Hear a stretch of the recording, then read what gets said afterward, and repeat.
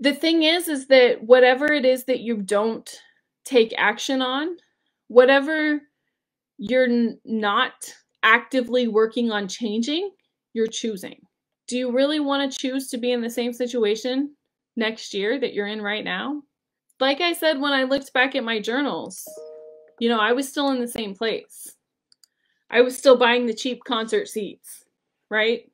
I was still playing small. There wasn't anything new. It was just the same old, the same habits that I've always had, the same beliefs that I always had. It was the same. But now I know when I go back and read my journals from the past year, there's a huge transformation there. There are big things that have changed because I started showing up for myself. Hi there, this is Sarah Kuhn. If you are an INFJ or in a relationship with an INFJ or related to an INFJ in any way, and you want to figure out how they operate, what makes them tick, and how to communicate with them better, this is the show for you. It's called The Quiet Ones. This is a show that deconstructs INFJs, what they are, how they think, how they feel, how they operate, and how they relate to people with other personality types. Whether you have just found out that you're an INFJ or have known for a number of years, there is something for everyone. You will learn more about your personality type so that you understand who you are and understand how you operate in the workplace, in relationships, in your family, and with friends. I want you to walk away from every episode feeling like you have a place of belonging, feeling like you are no longer alone, feeling like you have a place to be heard and seen and understood as you really are. This is a place to connect with other INFJs, to learn and grow and really thrive. I want to give you inspiration and real-life strategies that are going to help you figure out how to live your best life every single day. Though INFJs are very rare, you are not alone in this world. You are not the only one who thinks the way that you do and feels the way that you do. Hear from real INFJs just like you. Hi there, welcome to a special episode of The Quiet Ones. This week I'm doing a series of free workshops called Here for This. They are all about finding your true self as an INFJ, finding self-love and confidence, and how to break the habits that make up most of your life, those habits that keep you feeling stuck and hopeless, and how to help you find your true self. On today's episode, I'm sharing one of the workshops because I want to help you as much as I possibly can. I started this podcast and my blog, which is called INFJ Woman, because I felt broken and messed up, and I realized that that wasn't true at all. So many of us INFJs have been told that we are wrong our whole lives, and we take that to heart and it becomes a part of our core beliefs. That belief repeats itself in our heads over and over again, which hurts our confidence and our self-love. So I created these workshops to help you see this pattern and to learn how to fix it. You deserve better. You are an absolutely wonderful and amazing person with a darling personality. I'm here to help you create your best self so that you can shine for all of the world. Before we get started, I wanted to let you know that you can still join these workshops live. Go to infjwoman.com/hereforthis to get access right now. We'll just give everybody a chance to find us and to figure out that we're live. I hope that you're having a good day today. While we're waiting for everybody to find us, I wanted to ask a question. What's the biggest takeaway that you've had in the first 3 days of this challenge? I asked that question as a part of the homework, and so I just wanted to read to you a couple of things that people said. The biggest takeaway is that most people cannot fake it till you make it, and that it's hard to sustain joy and the peace, at least without practicing gratitude. That's so true. It's so true. And the thing is that fake it till you make it is like one of those generally accepted things that people say. So it's like, I think they call it cognitive dissonance. It's like when you believe something to be true and then somebody gives you evidence that that's not true. It's like your brain kind of fights against itself to say, wait a minute, is that actually true or if it's not? I see some more people have joined us, so we're just going through some of the homework from last night. I asked a question, what's the biggest takeaway that you've had? And I'd love to see your answers in the comments too. Somebody else said willingness to be open to change, and everything you spoke of, anxiety and that thought pattern that I get looped into. Lots of patterns, lots of habits, right? Somebody else said my aha moment was hearing you give examples about other people like me needing to feel in control. It's so powerful when you hear somebody say, I do the same thing. When you hear somebody say, me too. I think a lot of times we just believe that we're alone in the world. Like we're the only person who feels that way. And that belief, not only is it rough because you're like, it has to be just me, but then it's also like it keeps you feeling lonely and feeling stuck because you don't want to share your feelings because you're worried that people are going to say you're so weird. When most of the time, if you just share, they'll usually say, oh my God, I do the same thing. And that helps. I mean, that helps so much because it's like, oh,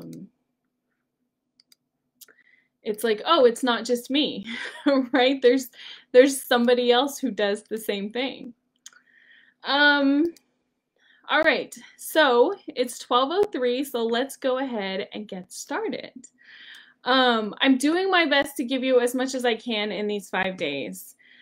And I can tell from the feedback that I've been getting, the comments in the Facebook group, some of the things that you guys have been sending me, that you showing up every day, that you're receiving it and that you're getting a lot of value from it. So it's so good to see that. And like I said, for some of you, I know that you will walk away and say, I can't believe this was free, because there's so much worth and so much value. And that's the point. That's what I'm here to do for you. And some of you are going to say, I really know that for some reason, this person who keeps showing up, she's my person. And she's going to help me cross that river into my future self that I can't stop dreaming about. And if that's the case, then we'll talk more about an invitation to my program, This Is Me, later on. But right now I'm going to do my best. I literally have pages in front of me. I was just going through them before we got started. In fact, I was almost late because there's so much that I want to share with you and trying to pick out the best things. Believe me, we're not going to be slowing down. I'll be here today. We're right here. I'll be here again tomorrow. I'm actually going to be here this weekend as well. So if you have any questions, and I'm going to come back to review next week as well. So if you have any questions, this isn't going to turn into a webinar at any point. It's packed full of value. So let's get into it before the time gets away from us. So today we're talking about worth and abundance. What is your worth? How valuable are you? And how do you determine that? I said the other day, and it's very true, we look for evidence of what we believe in, right? We look for things that we know to be true. We look for things that are familiar to us. So if you buy a red car, you start seeing red cars everywhere because it's familiar. It's what you're looking for. Even though before you bought the red car, you really didn't see that many of them. And I'm sure that you were told a lot of things that you just believe to be true. Things maybe your parents or your friends or your teachers told you when you were growing up. Some of the examples that I came up with that are apparent to me and that are at the top of my mind. People from Boston are rude. I've heard that a lot. People from the South are super nice. People from Canada are supposedly nice. It's one of those, generally accepted stereotypes.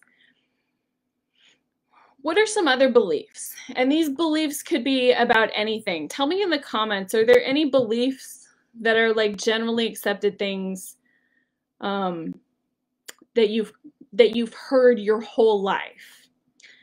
Some of them that I came up with were, you get what you work for. If you want something good, you have to work for it, and it takes a lot of hard work. My dad used to tell me, in fact, he would say these exact words. He said them so many times that I memorized them. You have to work in a job that you hate so that you can make money to be able to do things that you like after work. He told me that so much, and even when I was young, I was like, that doesn't make sense. Why would I want to work and spend like 40 hours a week every single week for the rest of my life in a job that I hate? Surely there has to be a better way. Like, you know, that whole INFJ way of, this is a problem. I see that a lot of people just accept this problem, but I'm going to figure out how to get around that problem because I don't want to work in a job that I hate for the rest of my life.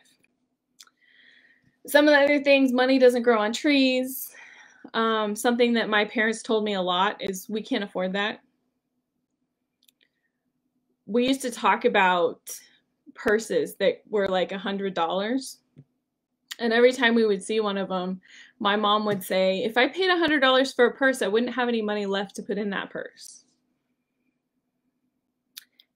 And every time we went to the mall, I know malls are kind of a dying thing now, but it used to be that was where we shopped, at the mall. That was where my mom usually shopped, at Montgomery Ward's and JCPenney, and both of them were in the mall, right?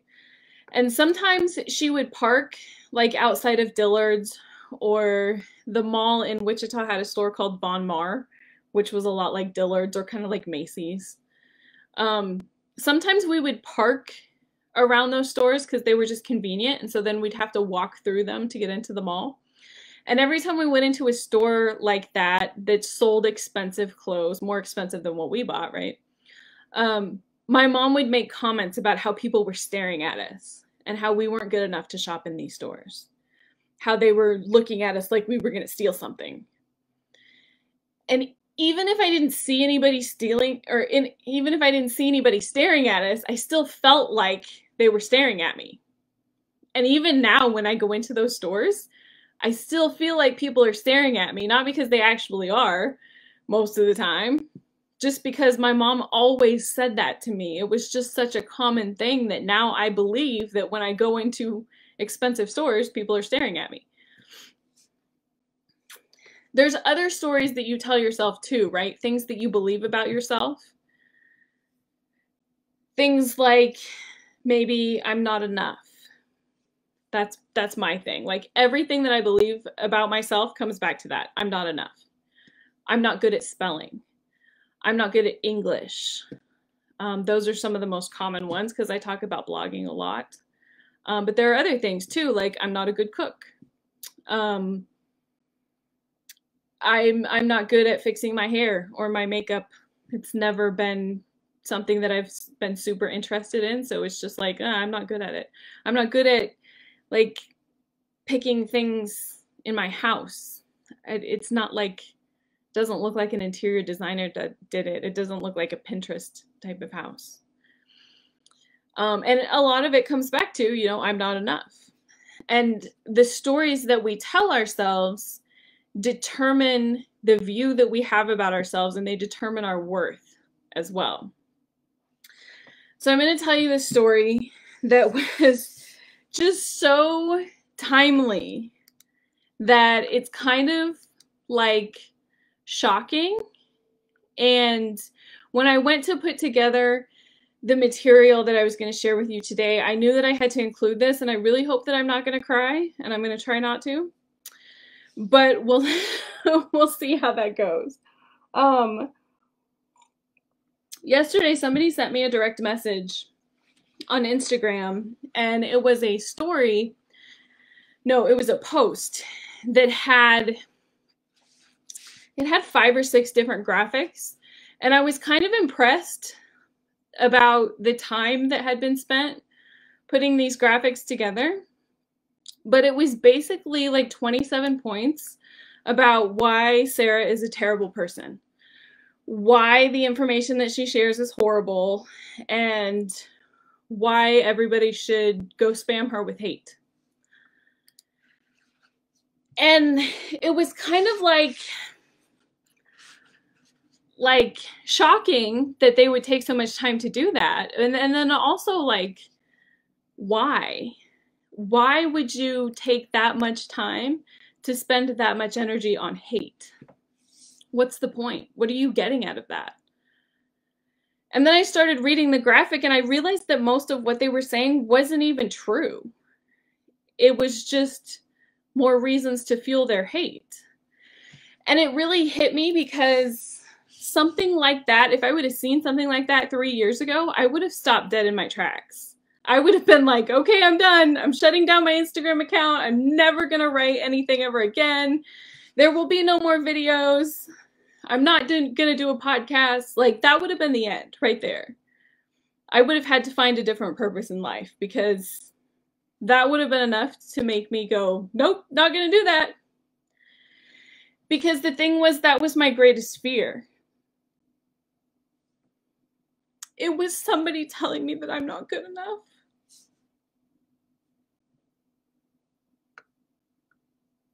And I was terrified that somebody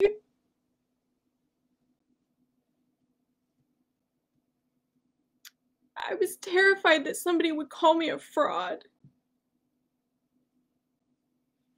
And that they would say all kinds of horrible things about me, whether they were true or not. I was terrified that somebody would tell me that I had a terrible personality because so many people have. Those are the things I already believed about myself. And so if somebody else says them, well, then they must be true, right? Why would somebody say something that isn't true? I already believed that I didn't have anything significant to share, that there was nothing important for me to contribute. And so many people had already told me that, and they would say things like, you just need to sit down and be quiet. Because there's no way that you can ever help anyone. There's no way that what you're saying is important or valuable.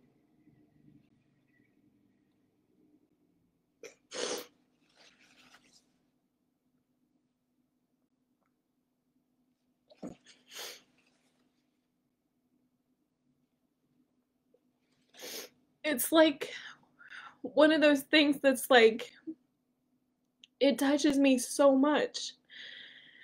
Because I know that nobody should ever have to live through that. Nobody should have to feel that way. And I'm not going to let them stop me from doing what I'm doing just because they're so focused on hate. And I know now that it's okay if they think that I'm a fraud. It doesn't matter to me. I'm not going to spend my time focused on those people. And I'm not going to let them change who I am or hold me back from doing what I want to do. There are people who say that I help them every single day. And so why should I deny sharing my talents with those people just because some people are so focused on hate?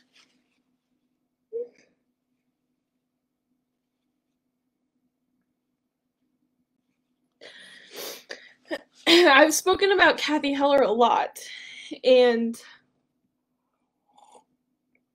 I absolutely love her. She's one of those people that is just so inspiring. She says that we reach for the highest branch that we can see. And I know that when I started my Instagram account and my blog, I was in a place of having barely enough courage to say, okay, I can do this. I think I can do this. I'm gonna try to do this. In fact, that was one of the very reasons that I started my Instagram account and my blog, because I had this boss, a different boss from the one that I told you about before. There was a boss who I had who would tell me all the time that my personality was terrible. But I had a different boss, not the one that I have at my day job right now, but the one prior to that. She used to tell me every single day that there was something horrible about me, and a lot of it revolved around stuff that I couldn't control. And she was constantly telling me these types of things, so I was like, okay, well, I don't believe that they're true, so I need to figure out something else. I need to find some inspiration. I need to find something else to focus on. I was listening to Kathy Heller's new podcast this morning. She had Mel Robbins on her podcast. And if you don't know who Mel Robbins is, you should definitely check her out. She has this book that's called The 5-Second Rule, which is one of those life-changing things. But she just wrote a new book, actually, that's called The High Five Habit. And she was asking this question of, do you give yourself high fives? Like, are you excited to see yourself in the mirror and to live with yourself every single day? And so she asked, like, do you give yourself high fives, or do you feel good about giving yourself high fives? And I'm sure if you're like me, you're probably like, well, that's kind of weird. Why would you give yourself a high five? Especially like if you're standing in the mirror. I mean, it's kind of like weird and icky and like sort of awkward. But she said that when you feel that way, that's the resistance. Why does even the thought of giving yourself a high five feel weird? Well, the answer comes from what's contained in the resistance. That's the key to understanding why you don't have what you want, and the key to unlocking the cage that you're trapped in. Because high fives are all about celebration, right? Your entire life, you've been wired to celebrate other people. When you give them a high five, it means that I love you, or I believe in you, or you've got this. It's like this celebration of some kind, right? But she said that you should give yourself a high five because your brain is actually programmed that a high five is a celebration, right? And so like we talked about in the last couple of days, that your brain has these memories, these habits, these programs that it runs. So when you give somebody a high five, it's programmed to celebrate. It's programmed that that's a good feeling. So if you give yourself a high five, your brain doesn't know the difference. It doesn't really know that you're giving yourself a high five instead of somebody else. And so it still delivers those feelings of celebration. You still get a hit of dopamine, which is one of those chemicals that we talked about that your brain and your body are addicted to. Your brain loves patterns. It loves habits, right? So if you want to learn a new habit, it's wired to resist that change, which we spoke about in the last few days as well. When you do something new, it feels really, really weird. It feels awkward. So there's something that you're doing right now, something that brought you here, that's the opposite of encouraging yourself, right? There's a reason that you signed up for this challenge. There's something that you want to change. And that's the resistance. That's the thing that's keeping you from being happy, right? The thing that's standing in your way. And there's sadness in that resistance. You bring a lifetime of rejection and disappointment. And that holds you back from doing the things that you want to do. You think about all the things that you've experienced, and you use that as an excuse to believe that you're broken or damaged. It's a habit that you've always believed those things, and so you're always going to believe them, right? That you believe that you're somebody who doesn't deserve support or love. But that's the lie that your brain has been telling you forever. Because it's always been that way, because you've always felt that way, then it's always going to be that way. But the thing is, the actual truth is that you deserve support.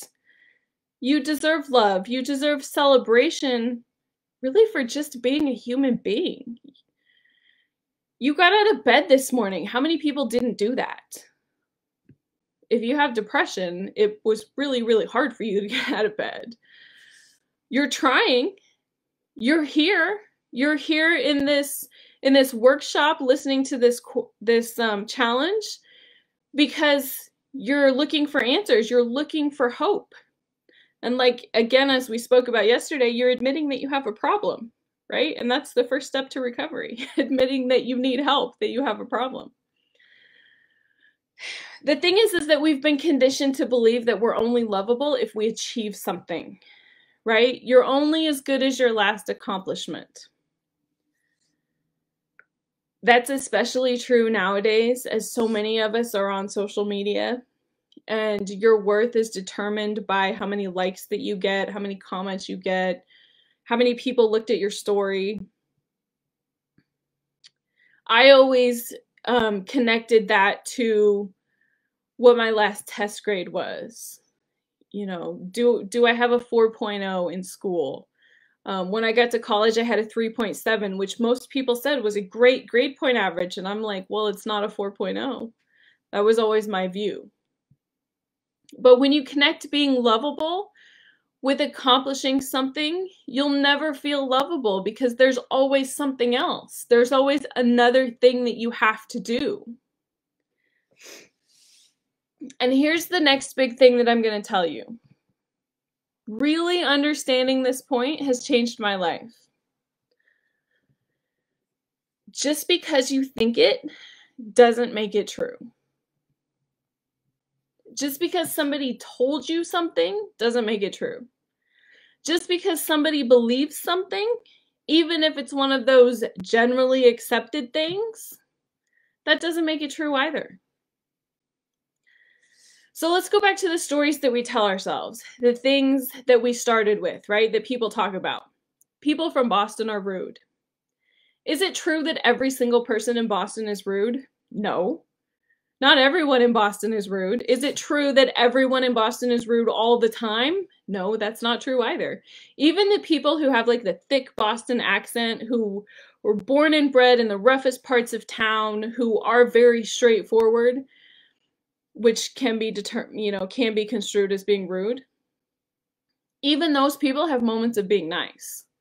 So saying something like people from Boston are rude, it's not true all the time, and it's not true about everybody. There's always an instance where it's not true, right? People from the South are super nice. That's not always true either. There are people from the South who are super rude. My boss, the one that I was telling you about, who said that my personality was terrible and that I needed to change it, he was from the South. And I would not ever call him super nice. He had moments of being nice, but they were few and far between.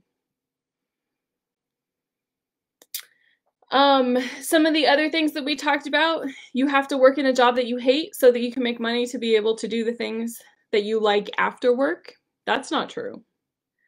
That's why I went to work in NASCAR, why I went to work in racing, because I loved racing. I didn't want it to be work.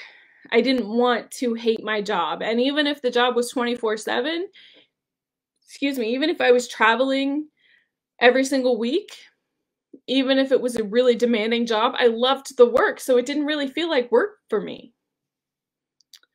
Something else that we get told a lot is we can't afford that. And a lot of us think about that in terms of money. We have this scarcity mindset of there's not enough, right? I only have so much money and I have to pay the bills and I can't afford to have nice things. I was always told I think, we mentioned this before. If I paid $100 for a purse, I wouldn't have any money left to put in the purse, right? But my question to you is, how can you afford to not have a nice purse? Most of the purses that I've ever owned have been like on clearance at Target or Walmart. And a lot of times I would actually buy them at secondhand stores because they were even cheaper. But I bought this purse last year for my birthday. I don't know why Facebook is so close up on these events, but it is. Anyway, this is a purse. It's a Kate Spade purse, and it's super small, which I love, and it's red, which I think is incredibly cute. But I noticed a massive difference when I first bought it because it feels different, right? It came in a box. And it had a bag and tissue paper. And I had never owned a purse that came in a box, which is a whole different feeling, right? When you get this fancy box and then there's instructions. I should have brought out the instruction card. I think it's in my scrapbook because I kept it. I thought it was so cool. But when you feel the purse, just the fact that it's made of genuine leather is like a whole different experience than one of those cheap things that won't even stand up by itself. And then it's all like super soft inside. I don't use this purse all the time. I probably should, because it's a whole different experience when I use it, right? It makes me feel good about myself. It makes me feel special. And so that's one of the reasons why I bought it, because it was like, I love it. It just gives me a whole different experience than the $10 purse that I bought from Target, right? So when my mom says, how can you afford to pay $300 for a purse or even $100 for a purse? I say, how can you afford not to? And by the way, I learned something when I went to Kate Spade. It's called a handbag. You don't call it a purse. It's like, oh, I didn't even know what a handbag was. I learned some new words here. But it's so much different. It's a different quality. It's special. And it's more about the experience and the feelings that you get than the purse. I have another red purse that I should have brought out that looks kind of similar to this, that I think my mom bought it for me for Christmas. And it was probably like a $30 purse. And even though it looks very similar, it's kind of the same size, it's the same color, it's a whole different experience, because it's not the same quality. So when my mom says, how can you afford to spend $300 on a purse? My question is, how can you afford not to? Why would you deny yourself that feeling? These beliefs that we're talking about, like I said, they revolve around this scarcity mindset of there's not enough for me. There's only so much, but there's not enough. We all experienced it that last year with the scarcity around toilet paper. There was real scarcity because there was a while where there was no toilet paper, right? One of the scariest things about the pandemic for me, and I had COVID, right? And I'm not trying to make light of it or anything, because I know that it's a lot and that there were a lot of people who've passed away. But it was incredibly scary for me, and it was kind of like when it really hit home when I went into Target and there were like 3 whole aisles of nothing. I worked in a Walmart when I was in college. I worked in Walmart for like 4 years. And one of the scariest things that I've ever experienced was working in a Walmart store that was brand new and there was nothing in it. And so it was our job to figure out where everything went. So I kind of had that flashback in Target. And then there was this feeling of like, when is there actually going to be more toilet paper, right? But there's scarcity in other areas too. And most of us, it comes up around money. There's not enough for me. So when I get some, then I need to hold on to it, right? But you have to look at where you place the value. When I was growing up, we really didn't have an awful lot. My parents had 4 kids and, they were both hard workers.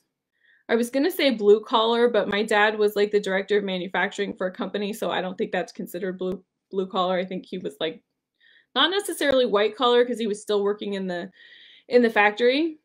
But my mom was going to school when we were growing up, and then she became a nurse when I was in high school.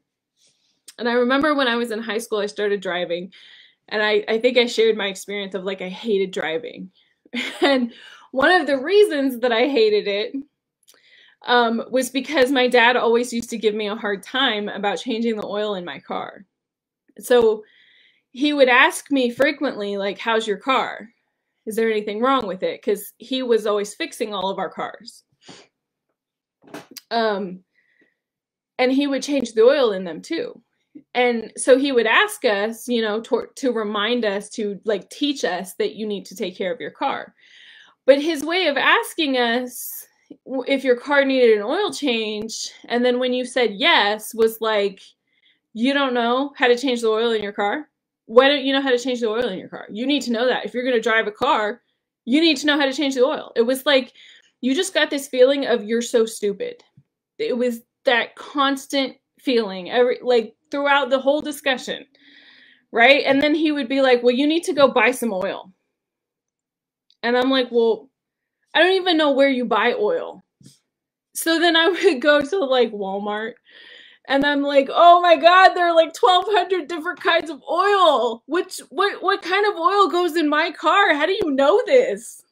And this was like right before we had internet on our phones that was so accessible, you know?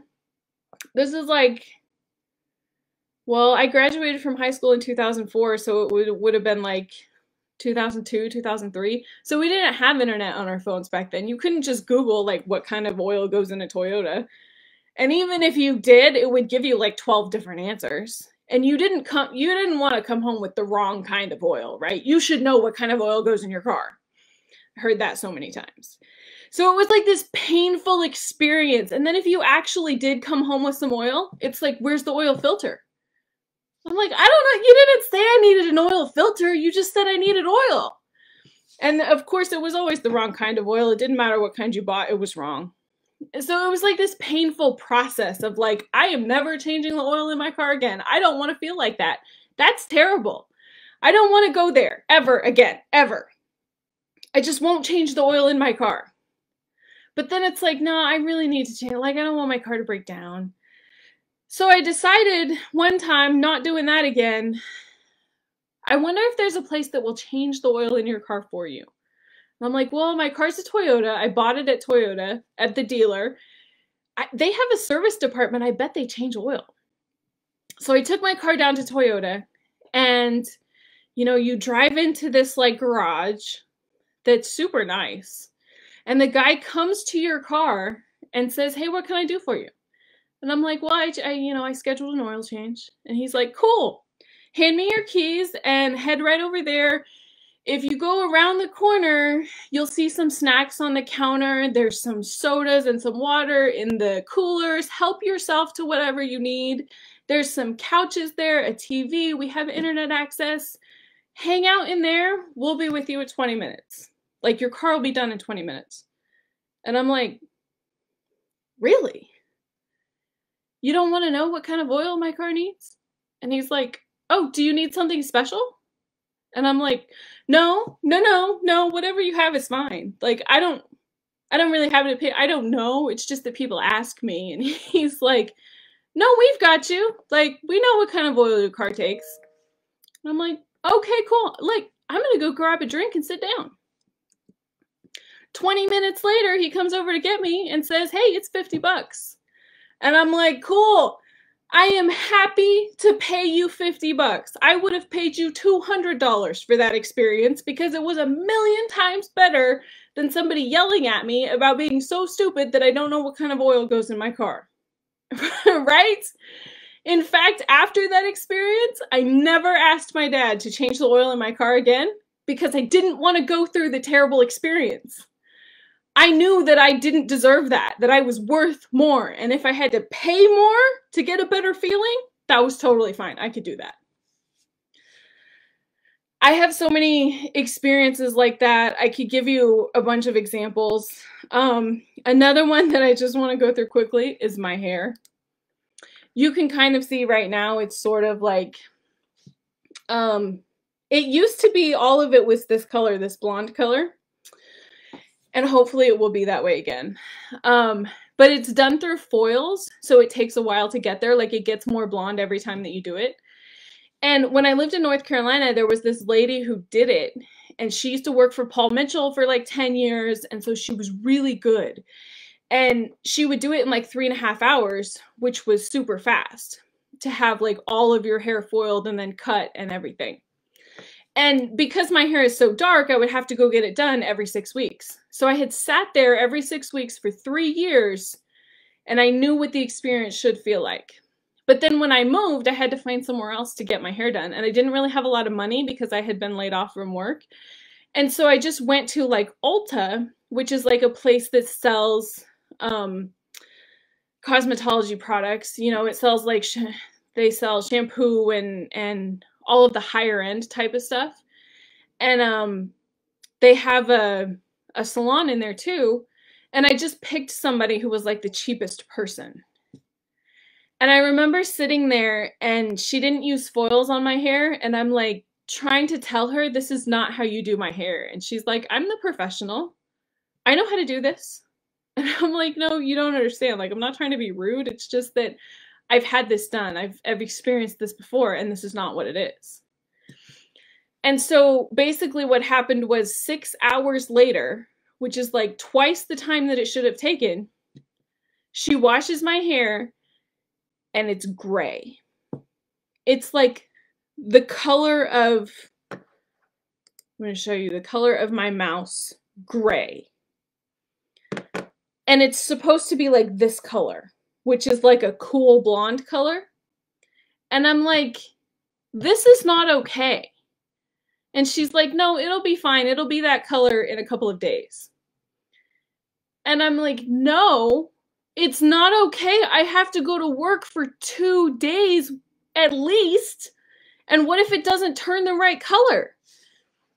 And she's like, oh, it will. I don't understand why you're freaking out about it. And I'm like, I don't understand how you could not be freaking out about it. So then not only is like my hair the wrong color, but then I have to deal with people staring at me, you know, for a few days until it turns the right color. And it didn't look right because I'm used to it being multiple colors, you know, because of the dimension that you get. And since it was all done the same color, then it didn't look the same and it didn't look right. And I was like, that was half the price, but it was like 1/10 of the experience. It was such a negative experience that I had that, like, I would rather pay 5 times the amount than, you know, to have to go through that again. One more experience that I feel like is incredibly important is, and it's super important to me, going to concerts. I never used to go to concerts because I didn't like all of the people and I didn't like paying for tickets. And most of the time when you see somebody sing live, it sounds way different than it does on the CD. And I want the sound on the CD. I don't want something that's not that good. So in 2016, I became a fan of New Kids on the Block, and you can see them behind me. And it's kind of like a huge thing for me because I love going to their concerts. I love the experience. It's like the thing that I look forward to. It's the thing that gets me through all the bad days. It's like the hope and the dream, and like I can keep going in life because this is so much fun and I know that there's another experience coming, right? So when I first started going to tickets, I bought 7th row tickets, and I was like, that's pretty good, right? 7 rows, there aren't that many people in front of you. And then the second concert that I went to, I bought 3rd row tickets, and I was like, wow, this is a totally different experience. There's so many less people in front of you. There's less people that'll put their hands up in front of you, that will have their camera in front of you. It's such a less obstructed view, and you're closer. Like, you can feel the music more because you're closer to the speakers, and you can see the guys on stage more, and it's just a different experience, right? And then the next tour, I bought front row tickets, which are kind of like second row at New Kids concerts because they have bar stools that are like right up on the stage, like right next to the stage. So front row tickets are really like second row tickets. But they were so much better than the seventh row tickets, right? And it was such a different experience that just makes you feel amazing.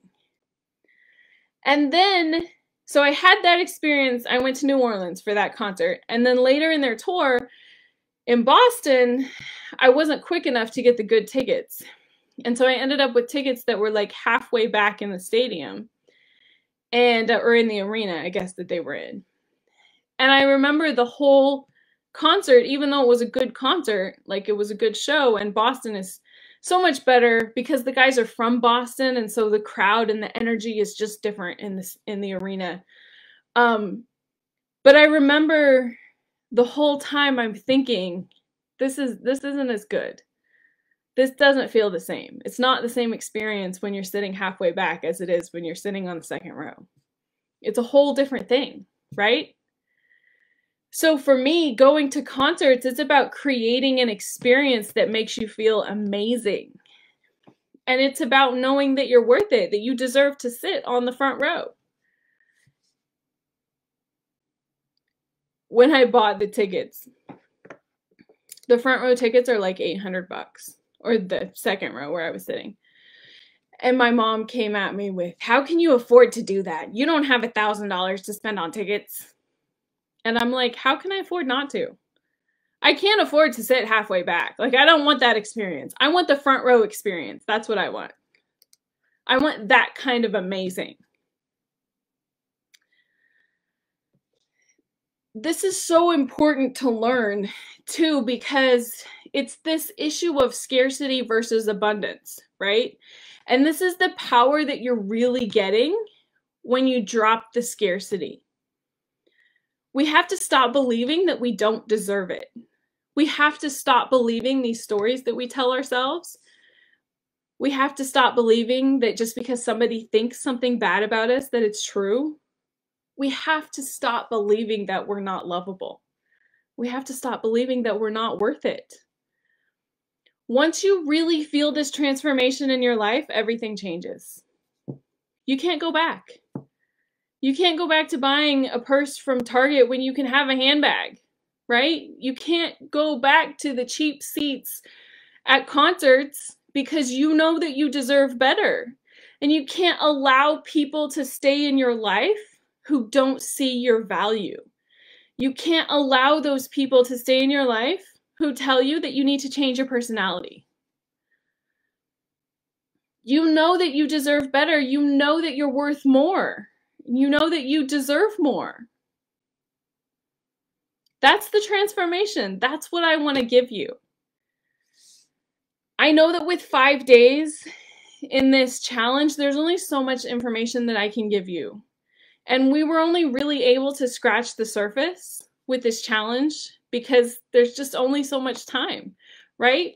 And there's a lot more that I have to share with you tomorrow. And like I said earlier, I'll be here this weekend and through all of next week to review what we've gone over and to answer any questions that you have. I really want you to have this transformation, just like I did. I want you to be able to look at the people who tell you that you're not worth it and tell them that they're not worth your time, that you deserve more, you deserve better. The world needs you. We need what you have to say, and we need what you have to offer. And the power of having people with you, people who are the same as you are, who have the same personality, who have the same beliefs, who have the same problems, who are going through the same things, the power of having those people to hold your hand the whole way through it's undescribable. I've had so many people email me and direct message me since I've been talking about my course. And this course, the reason that I made it is because I want to give you this transformation. A lot of people see the transformation in me. A lot of my friends have seen it too, and they want the transformation for themselves. And that's why I created my course that's called This Is Me, because I want to give you that transformation. I want to show you the exact steps that you can take to get the confidence and the self-love that you're looking for, to know that you deserve better, and to be there with people who have gone through the process. And that's why I'm offering my course now. I'm offering a couple of extra special bonuses that are only 24-hour bonuses. They'll only be available for 24 hours because I want to push you to show up for yourself right now. Don't wait till tomorrow. Don't think about it. Don't put it off. Take action right now. The bonuses are, there's a self-love retreat that I'm doing. That's a 3-day self-love retreat. And then there's an additional course that is specifically about INFJs, to help you really dig into your personality type and to really fully understand your personality type, to understand how your functions work, to understand how to communicate better, to help you understand other people's personality types as well, and the best ways that you can communicate and that will improve a lot of things in your life. Your relationships with your significant other, your friendships, your work relationships. It helps so much when you can understand all the people around you. It helps to be able to know how to type them. And once you do that, then you can know how best to approach a situation. And when you get into those situations of like you're having this argument and you don't really know what the problem is, then it gives you a tool to say, okay, wait a minute. The problem is that you're focused on logic and I'm focused on feelings, and that's where the disconnect is here. So my question to you is, how can you afford not to? Right? You can't afford to miss it. You got to sign up for this program and show up for yourself. It's time for you to show up for yourself. Don't put it on your to-do list. Put it on your to-done list. And here's the thing too. You can find all of this information online. I did. You can go at it alone. You can do it by yourself. But the thing about that is, if you take a course from somebody who knows the road that you're going down, who's been down that same road, they can show you the way in a lot faster amount of time. And the thing about courses too is that most courses don't get finished. Most online courses. People buy them and they don't really know what to do with them. There's nobody there to help them through it. It's just a bunch of videos and it's like, okay, here's the videos, here you go. How many videos have you bought? How many freebies do you have that are sitting on your computer? Like, you didn't pay anything for them, or maybe you paid like $10 or $15 for them. I had to buy another external hard drive for my computer just to keep a lot of the stuff that I have, because it's like, I don't know what to do with this. I've actually bought courses that I've never logged into. I bought a couple of courses. I think one of them was like $10 and one of them was like $25 or something. And one of my friends was trying to convince me that I needed to learn how to build apps, like computer programming. And I was like, well, okay, I kind of have kicked around the idea of maybe having an app someday. So if I could build my own, that would save a lot of money, right? But the course was like $10. And $10 wasn't enough to make me decide that I needed to actually make that change. It didn't stretch my finances at all. It wasn't like a little bit painful for me, you know? That's why I priced my course the way that it is. That's why it's kind of expensive, because I want to change for you. And I know that if I priced it at $100, that wouldn't be enough for you to show up. It wasn't enough for me to show up. Would even $200 be enough for you to show up for yourself? Would it be enough to push you to show up every single week for the next 12 weeks? To commit to doing the work and to actually get the change? Because it wasn't enough for me. But I bought a course that was $1,000, and that was enough motivation for me to actually show up. That was enough for me to say, okay, I've invested this money. I'm investing in myself. This feels good. This is going to give me that front row experience, right? That front row concert experience. I need that. But the thing about that course was, and I'm not trying to say anything bad about Gabby Bernstein, because it was Gabby Bernstein's course, and I love Gabby Bernstein, and it was a fantastic course. But the course is basically, here's the videos, here's a Facebook group. Okay, have fun. And it was enough for me to go through it, but I ended up buying a different course that was 4 times that much, that was implementation. It was showing up every single week. There were accountability pods. There was work to do every single week, and it was a whole different experience. It was a whole different energy. So that's why I've made the course, structured my course the way that it is, because I want that kind of energy. I want to give you that transformation. You don't need any more information. You already have the information. You need the transformation. You need the implementation. And so, you know, that's what's going to get you over the finish line. That's what's going to get you the results that you want. And I've also put a time limit on it because it's important for you to make a decision. If it's always there, then it will always be there, and there's no incentive for you to do it right now. But if you don't make a decision right now, then you're never going to do it. It's going to be one of those things that you're just always going to do, but it never gets done, right? That's why it needs to be on your to-done list, not on your to-do list.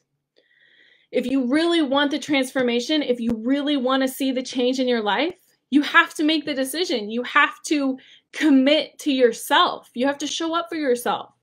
Commit to being the person that you see in your dreams. She's right there. She's waiting for you to choose her. Choose her. Commit to that decision. You can't afford not to. You can't afford to be in the same place next year that you are right now. I have these journals. I love to journal, and I like to keep them because I'm kind of a hoarder. Not gonna lie, kind of a hoarder. And when I was moving to Boston, I remember going through my stuff because I moved on an airplane, and so I couldn't take everything with me right away. And I remember packing up all of my stuff and looking at some of my old journals. I have some from like 2012, 2013. And when I moved to Boston, it was 2018. So I was reading these journals that were 5 years old, and it was like I could have written them that day. It was the same thing. I was struggling with the same things. I need to lose weight. I don't have enough money. I need a new apartment. I hate my job. All of this thing, they were the same things. And I was like shocked that it was the same. And I was also a little bit devastated because I was like, I thought I would have figured this out by now.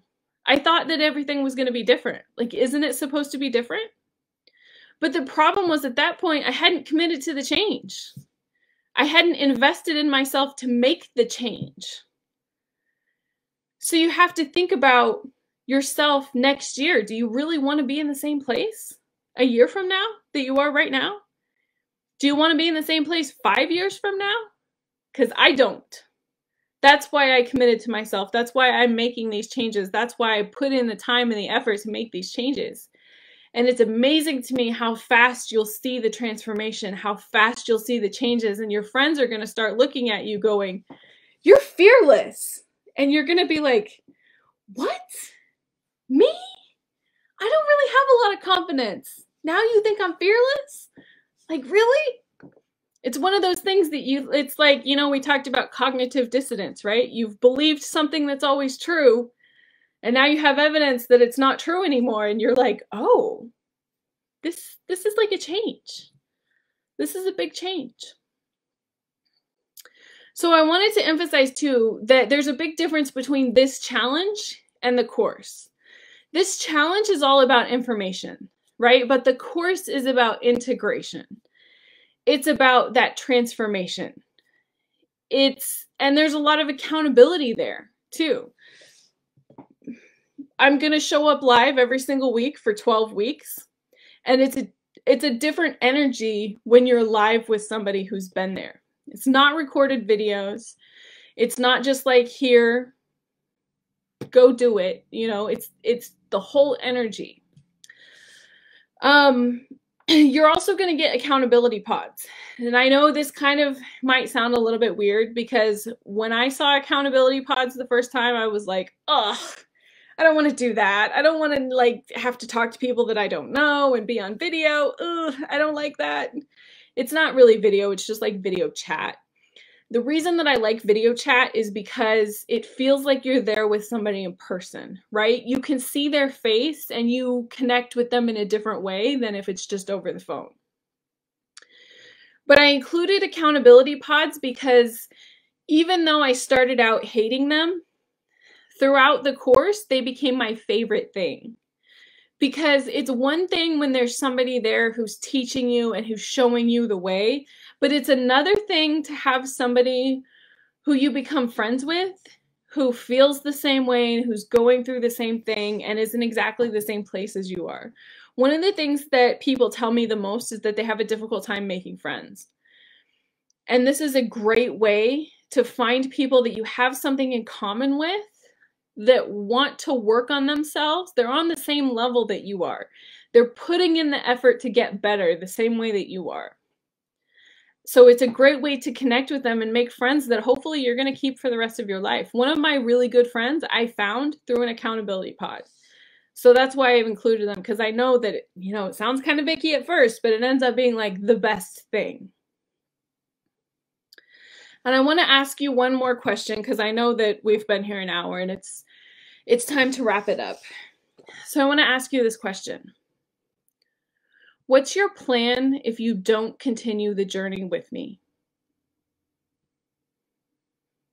What's your plan?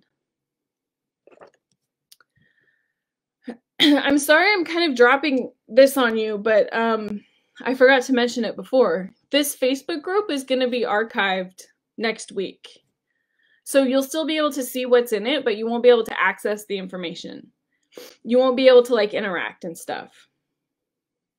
So what's your plan for when that happens? The thing is that whatever it is that you don't take action on, whatever you're not actively working on changing, you're choosing. Do you really want to choose to be in the same situation next year that you're in right now? Where are you going to be a year from now? Like I said, when I looked back at my journals, I was still in the same place. I was still buying the cheap concert seats, right? I was still playing small. There wasn't anything new. It was just the same old, the same habits that I've always had, the same beliefs that I always had. It was the same. But now I know when I go back and read my journals from the past year, there's a huge transformation there. There are big things that have changed because I started showing up for myself. And I know now that I deserve better. I deserve a better experience. I deserve a better feeling. And that's why I buy the front row seats now. That's why I buy a $300 purse now, because I like that feeling. I know that I deserve that. So my question is, can you afford not to do this? Can you really afford not to have that change? You really can't. You need the transformation and you deserve it. And I really hope that you'll join me in my program, This Is Me. I'm so excited and so honored that you've chosen me to be your coach. I know that this is my life work and I love it so much. I love seeing people go through that transformation. I love doing this work. I wouldn't choose anything else, that's for sure. All right, so before we go, we have another homework winner. Make sure that you do your homework, because tomorrow I'm giving away another Ray Dunn mug. I forget what it says. I don't remember if it says "You Are Enough" or it says something else. Anyway, it's super cute. And I'm also giving away another full scholarship to my program tomorrow. So make sure that you do your homework. Today's winner is Kelly Davis. Kelly, congratulations. you won not only the journal, which I think I have one here. This is one that I use, but I absolutely love it. It's super cute. It's from Emily McDowell. And then you also won a full scholarship to my program. So congratulations. I will be reaching out to you to get all of your contact information so I can get you your journal and get you signed up for the course. So also make sure that you come back tomorrow. Remember, this is a 5-day challenge. Today is only day 4. Make sure that you come back tomorrow. We'll be talking about how to be happy and how to sustain that happiness. And like I said before, also, I'll be here this weekend to answer any questions that you have. And then next week, we're going to review everything that we went through. I think I have different names for each one of the days, but I don't have that information in front of me because I'm not prepared. But anyway, thank you guys so much for showing up. I really appreciate it. I would love to hear what you think as well. If you want to send me a direct message, I'm always available. And I will see you guys again tomorrow. I hope you enjoyed that workshop as much as I did. Before we go, I want to let you know again that you can still join these workshops live. Go to infjwoman.com/hereforthis to get access to them right now. There will be a new podcast episode every day this week, so make sure that you check them all out. Thanks for listening, and I'll see you again soon. So you just watched that video, and I'm sure you enjoyed it. If you want some more amazing information about INFJs, check out these videos right now. I'll see you there.